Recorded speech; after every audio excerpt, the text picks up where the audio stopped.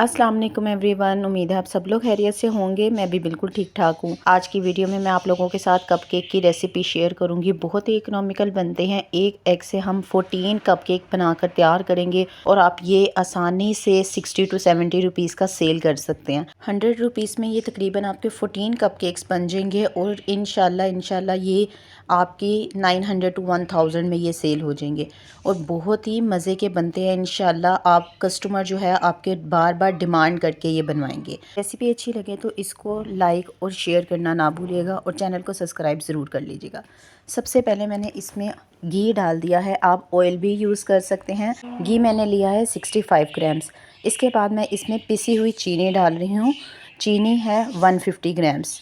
पिसी हुई ही आप डालिएगा क्योंकि हम कोई बीटर यूज़ नहीं कर रहे हैं, हम इसको सिंपल विस्क से बना रहे हैं और इंशाल्लाह ये आपका बैटर जो है 5 मिनट्स में बन जाएगा। इसके बाद मैंने इसमें पानी ऐड किया है जो कि 80 ml है और इसको आपने अच्छी तरह से मिक्स कर लेना है। यहाँ आप देख रहे हैं मैं एक एक चीज़ डालती जा रही हूँ और उसको अच्छी तरह से मिक्स करती जा रही हूँ। इसके बाद हमने 1 एग इसमें ऐड किया है। हम जितनी भी चीज़ें इसमें ऐड करेंगे उसको एक एक करके हम ऐड करते जाएंगे और अच्छी तरह से मिक्स करते जाएंगे। हर चीज़ आपकी रूम टेम्परेचर पर होना ज़रूरी है तो आपके कपकेक्स बहुत अच्छे बनेंगे। इसके बाद मैं इसमें दही ऐड कर रही हूँ। दही आपका खट्टा नहीं होना चाहिए। 65 ग्राम्स मैं इसमें दही ऐड कर रही हूँ। मैं घर का बना हुआ दही इस्तेमाल करती हूँ ज़्यादातर।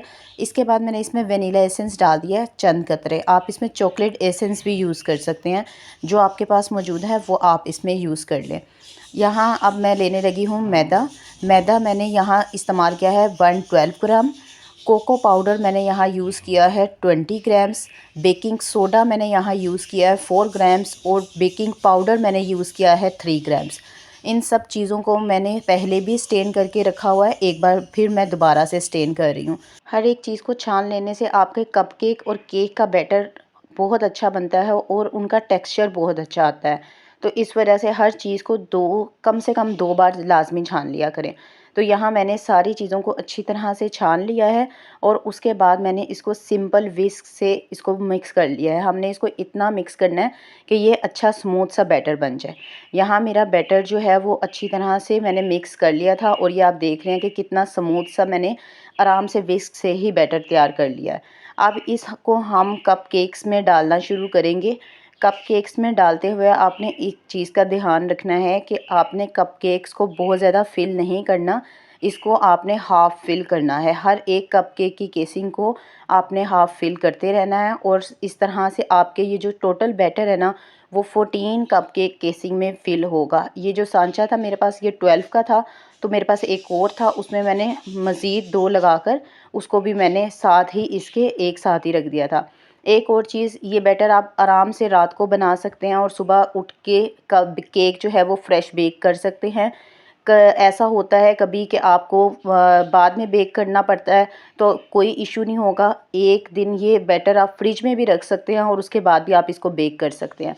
इसके बाद इसको मैंने 180 डिग्रीज़ पर 12 मिनट के लिए बेक किया है। ओवन का टेम्परेचर और ओवन की टाइमिंग आपके अपने ओवन के टेम्परेचर और टाइमिंग पर डिपेंड कर रही होती है। 12 to 15 मिनट्स इनफ होते हैं। यहाँ आप देख सकते हैं कितना अच्छा इसका टेक्सचर आया है और इतने मज़े के ये बनते हैं और बार बार मेरे तो बच्चे बार बार लंच बॉक्स में ये डिमांड करते हैं। जो मेरे मेंबर्स जो फॉलोअर्स मेरे ग्लूटेन फ्री खाते हैं उनके लिए मैं एंड पर कपकेक की रेसिपी का लिंक शेयर कर दूंगी ताकि वो चॉकलेट कपकेक उस रेसिपी से बना सकें।